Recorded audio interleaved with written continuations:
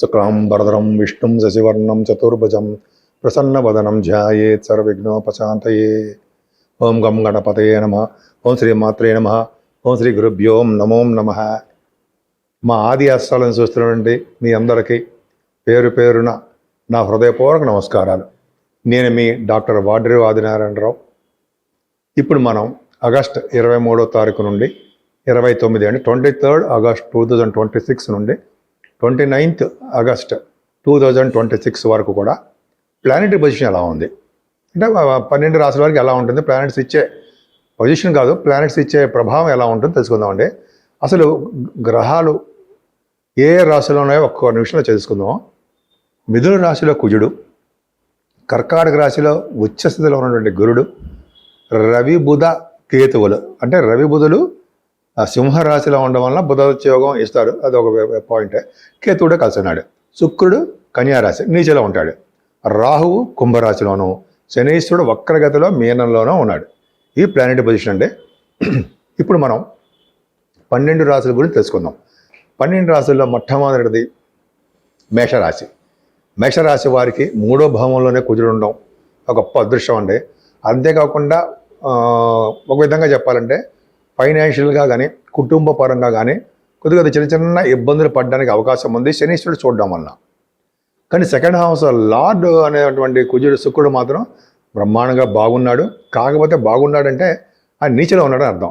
బాగోలేదు, శుక్రుడు అంత అద్భుతంగా వెళ్ళాడు. నీచ స్థితిలో శనిచ చూడబడుతున్నాడు అంటే కుటుంబంలో చిన్న చిన్న ప్రాబ్లమ్స్ రావడానికి అవకాశం ఉంది.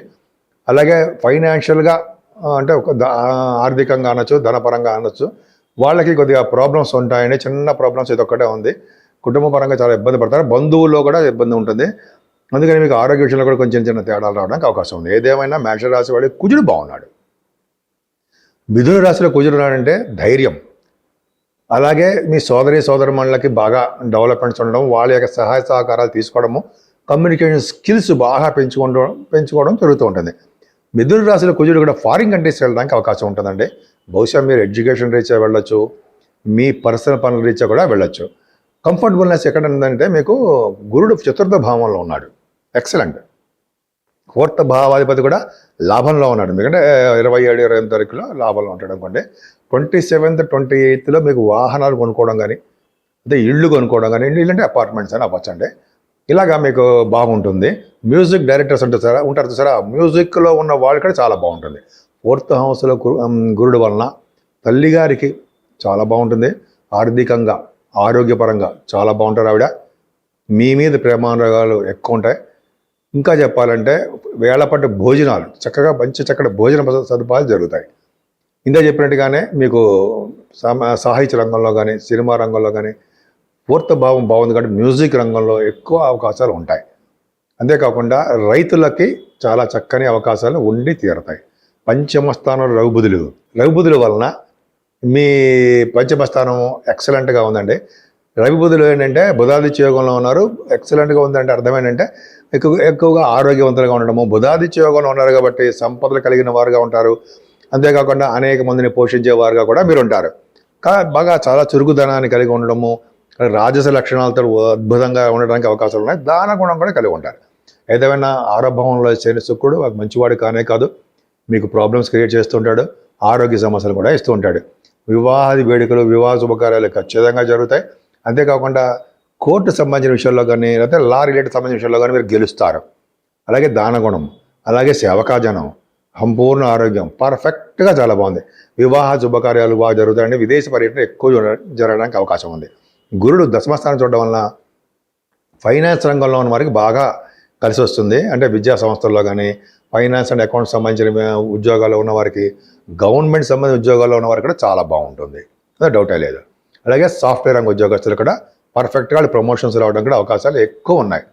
చంద్ర రాహువులు చాలా బాగున్నారండి. 27, 28 తారీఖుల్లో చంద్రుడితో కలిసిన రాహు వలన రాహు మిక్కిలు బలవంతుడై శోభలితాలు ఇస్తుంటాడు. కుంభరాశిలో విదేశాల పర్యటన చేస్తుంటాడు.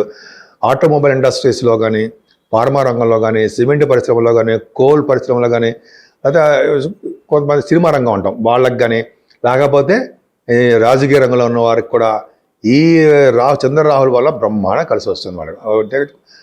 వ్యవసాయ రంగంలో వ్యవసాయ కాదు కానీ బిజినెస్ రంగంలో ఉన్న బాగా కలిసి వస్తుంది. అలాగే రియల్ ఎస్టేట్ రంగ వ్యాపారాలు బాగా కలిసి వస్తాయి. అలాగే రాజకీయ రంగంలో ఉన్న వారికి కూడా మంచి పదవులు అవడానికి అవకాశం ఉంది.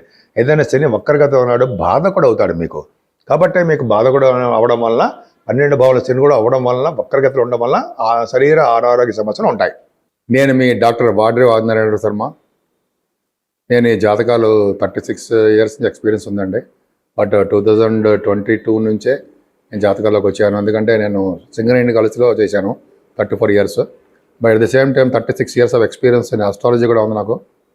ఎంఏ ఆస్ట్రాలజీ కూడా చేశాను. అవన్నీ పక్కన పెడితే ముఖ్యంగా మనం జాతకాలు తెలుసుకోవాలండి.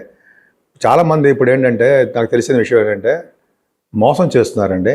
అంటే నాకు 2-3 లేడీస్ ఫోన్ చేసి చెప్పారు, లేడీసే చెప్పారు ఏంటంటే జాతకాల గురించి డబ్బులు కట్టదే.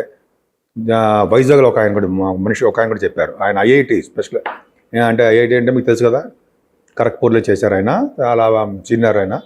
ఆయన కూడా చెప్పడం ఏంటంటే నేను చాలామందికి ఫోన్ చేశాను సార్, కొంతమంది అంటే కొంతమందికి ఫోన్ చేశాను జాతకాలు చెప్పమని.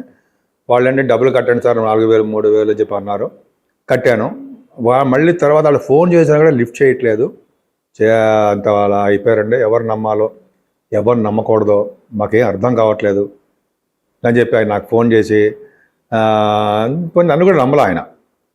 తర్వాత నేను చెప్పాను, సార్ మేము అదే అస్ట్రాలజీ ట్రస్ట్ అండి నమ్మకం, పైగా మేము బ్రాహ్మిన్స్ అవ్వడం వల్ల నమ్మకంగా ఉంటుందండి. ప్లస్ క్వాలిఫైడ్ నేను కాస్ట్ అకౌంటెంట్, అంటే నేను సింగరేణిలో కూడా అకౌంట్స్లో కూడా చేశాం కాబట్టి మోసము అనేది ఏమి ఉండదండి మా దగ్గర. నేను ఆల్మోస్ట్ ఇంట్లో కూడా అస్ట్రాలజీ కూడా నేను ఎక్స్పీరియన్స్డ్ కాబట్టి అసలు మోసము మీ దగ్గర డబ్బులు అప్పుడు నాకు ఇవ్వకపోయినా పర్లేదు, నేను చెప్పిన తర్వాత మీరు ఇవ్వండి, చెప్పబోయే ముందర చెప్తాను అవి ఇవ్వండి అని చెప్పాను. అప్పుడు నమ్మకం కలిగి నేను అడిగిన దానికంటే ఎక్కువ డబ్బులు ఇచ్చారు. అది గ్రేట్ అండి. నేను చెప్పొచ్చేది ఏంటంటే ఎవరిని పడితే వాళ్ళని నమ్మకండి, డబ్బులు పంపించేవంటే పంపించకండి. కొద్దిగా మీకు దగ్గరలో ఉన్న వాళ్ళు కానీ, లేకపోతే మీకు బాగా తెలిసిన వాళ్ళు కానీ, లేకపోతే మీకు డాక్టరేట్స్ అయి ఉండి ఎక్స్పీరియన్స్డ్ వాళ్ళు ఉంటారు సార్ ఆస్ట్రాలజీలో, వాళ్ళ చేత నా దగ్గర చెప్పించమని చెప్పట్లేదండి, వాళ్ళ చేత చెప్పించుకుంటే మంచి ఎక్స్పీరియన్స్డ్ పర్సన్స్ చెప్పించి, డాక్టరేట్ లేకపోయినా పర్లా, నాలెడ్జ్ ఉండాలి వాళ్ళకి, నమ్మకస్తులే ఉండాలి, చెప్పించుకుంటే మంచిదండి. పైగా డాక్టరేట్ అయి ఉంటే కొద్దిగా సబ్జెక్ట్లో డెప్త్ నాలెడ్జ్ ఉంటుందని నా ఉద్దేశం. నాకు ఆ 2 ఉన్నాయి. ఆ 2 అంటే డాక్టరేట్ ఉంది, నేను ప్రొఫెషనల్ ఆస్ట్రాలజికల్ ప్రకారం కూడా నేను 36 years ఆఫ్ ఎక్స్పీరియన్స్ ఉంది. అంటే నేను 2017 వరకు కూడా నేను ఎవరికి చెప్పలేదంటే మా సింగరేణిలో చెప్పేవాడిని. నేను మీ డాక్టర్ వాడ్రే ఆదినారాయణ శర్మ. ఇప్పుడు మనం రెమెడీస్ ఏం తీసుకోవాలి, ఏం చేయాలి, లేకపోతే మనం గ్రహాల యొక్క ప్రభావం ఏమీ ఉండకుండా ఏం చేయాలి తెలుసుకునే ముందర నేను ఆస్ట్రాలజికల్ దీంట్లో కూడా ఉన్నాను కాబట్టి జాతకాలు చెప్తుంటాను. నేను జాతకాలే కాదు పెళ్లి ముహూర్తాలు కూడా పెడుతూ ఉంటాం మేము అంటే నేనేనండి, మేము అంటే ఎవరు 100 మంది ఏమంటే లేరు, నేనే పర్ఫెక్ట్గా చూసి చెప్తాను అనమాట. అంతేకాకుండా గొడుగు ముహూర్తాలు అయిపోయాయి కాబట్టి ఇంకా కష్టం. ఇవి మాత్రం పెళ్లి ముహూర్తాలు, ఇవన్నీ గృహప్రవేశ ముహూర్తాలు ఇవన్నీ కూడా మనం మన ఆది ఆస్ట్రాలజీ నుంచి మీరు పెట్టించుకోవచ్చు.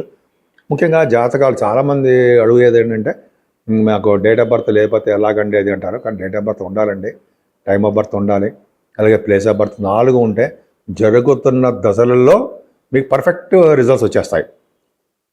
అదే గోచారం. నేనే చెప్తానండి, జరుగుతున్న దశ గురించి చెప్తానండి. నేను మొత్తం అంతా వాళ్ళకి కూలంకషంగా మొత్తం విడమరి చెప్తుంటాను. ఆల్మోస్ట్ 40 minutes వరకు ఉంటుంది నేను చెప్పేది, రిటర్న్గా రాసిస్తాను. అలాగే నేను చెప్పే వాయిస్ కూడా రికార్డ్ కూడా చేసిస్తాను. మీకు చెప్తుంటాను, రికార్డ్ చేస్తాను. అంటే ఏంటి, మీరు ఒకసారి వినేసిన తర్వాత మళ్ళీ ఏం చెప్పారు ఆదినారాయణరావు గారు అంటే మళ్ళీ ఇంకోసారి రికార్డ్ నేను చెప్పిన వీడియో అదే వాయిస్ వినొచ్చు అనమాట. అలా ఉంటుంది మన దగ్గర. సో ఇదొకటేనండి. చాలామందికి ఏంటంటే అన్నీ ఉండాలి, డేట్ ఆఫ్ బర్త్ ఉంటే పర్ఫెక్ట్గా జాతకం వస్తుంది. పిల్లలు లేని వారు కానీ, లేకపోతే సంతానం గురించి ప్రయత్నిస్తున్న వారు కానీ, పెళ్ళిళ్ళు కానీ ఉంటాయి కదండి. చాలా మంది ప్రాబ్లమ్స్ విదేశాల్లో వీసా స్టాంపింగ్ అవన్నీ చాలా ఉంటాయి. అవన్నీ కూడా జాతకాల్లో కూడా ఆల్మోస్ట్ చెప్పచ్చండి. ఒక జాతకం చూడంగానే వాళ్ళు ఎటువంటి వాళ్ళు అని కూడా చెప్పచ్చు. నేను చెప్పగలను కూడా, అంటే పెద్ద గ్రేట్ ఏం కాదు. జాతకం చూడంగానే వీళ్ళకి జనంలో పుణ్యం చేశారా, లేకపోతే అసలు ఏం చేయకుండా వచ్చారా ఆ భూమిలో అనేది కూడా క్లియర్గా తెలిసిపోతుంది. చాలామంది జాతకాలు చూస్తుంటాను. అలాగే ఏదైనా మీ జాతకాలు చెప్పించుకోవాలనుకున్నా, లేదా మీకు వాస్తు రీత్యా వాస్తు పూజలు చేసుకోవాలన్నా, అంటే దోషాలు ఏమైనా ఉంటే తెలుసుకోవాలన్నా మీరు నా నంబర్కి ఫోన్ చేయండి, తప్పకుండా చెప్తాను. అంతేకాకుండా ఈ వారం రోజులు 23rd నుంచి 29th వరకు కూడా మనం తీసుకోవాల్సిన జాగ్రత్తలు ఏంటి, రెమెడీస్ ఏంటి, పూజలు ఏంటి తెలుసుకుందాం. 12 రాసుల వాళ్ళకి ముఖ్యంగా శనీశ్వరుడు వలన దోషం ఉందండి. అలాగే శుక్రగ్రహ దోషం కూడా ఉంది. ఎందుకంటే శుక్రుడు నీచ స్థితిలో ఉండడం కారణం ఒకటి, అలాగే శని వక్రగతిలో ఉండడం వలన ఈ 2 గ్రహాల ప్రభావం చాలా మంది మీద ప్రభావం ఎక్కువ ఉంటుంది. ముఖ్యంగా శుక్రుడికి ప్రభావం కూడా తెలుసుకుందాం. అమ్మవారికి పూజలు చేసుకున్నా, లక్ష్మీ అమ్మవారు కానీ, మీ ఇష్టం కనకదుర్గ అమ్మవారు కానీ, కలువ పువ్వులతో కానీ, ఎర్రని మందార పుష్పాలతో కానీ, అయితే కలువ పువ్వు ఆల్మోస్ట్ అంటే మారేడు దళాలు అమ్మవారు పూజించిన స్థిరమైన లక్ష్మీదేవి మన ఇంట్లో ఉంటుందని శాస్త్రం చెప్తోందండి. అలాగే శుక్రుడు పూజించడం ఇంకోటి అంటే చండీ హోమాలు చేయించుకుంటూ, అమ్మవారికి అభిషేకాలు చేయించుకుంటూ, కుంకుమ పూజలు చేయించుకుంటూ ఉంటే శుక్రగ్రహం వల్ల వచ్చే దోషాలు చాలా మటు పరిహారం అయిపోతాయి. ఆల్మోస్ట్ శుక్రుడు కూడా మారిపోతున్నాడండి. సెప్టెంబర్ 2 నుంచి శుక్రుడికి బ్రహ్మాండంగా మంచి బ్రైట్గా తయారైపోతాడు. సెప్టెంబర్ 2 నుంచి పై శనీశ్వరుడు దోషాలు ఏమున్నాయి, అర్ధాశ్రమ శని, అయ్యలేని శని ప్రభావం, అన్ని దోషాలు ఉంటాయి కదా అని. కాబట్టి చండీ హోమాలు అదే హోమాలు చేయించుకుంటూ ఉంటే ఆంజనేయ స్వామి హోమం కానీ, లేకపోతే శనీశ్వరుడికి మన్య సూక్తంతో తైలాభిషేకం పర్ఫెక్ట్గా ఉంటుందండి. మన్య సూక్త తైలాభిషేకం చేయించుకోవాలి. పర్ఫెక్ట్గా చాలా బాగుంటుంది. ఎటువంటి అనారోగ్య సమస్యలు ఉన్నా, ఎటువంటి చిక్కుల్లో ఉన్నా, కోర్టు కేసులో ఉన్నా సరే గెలిచి తీరుతారు.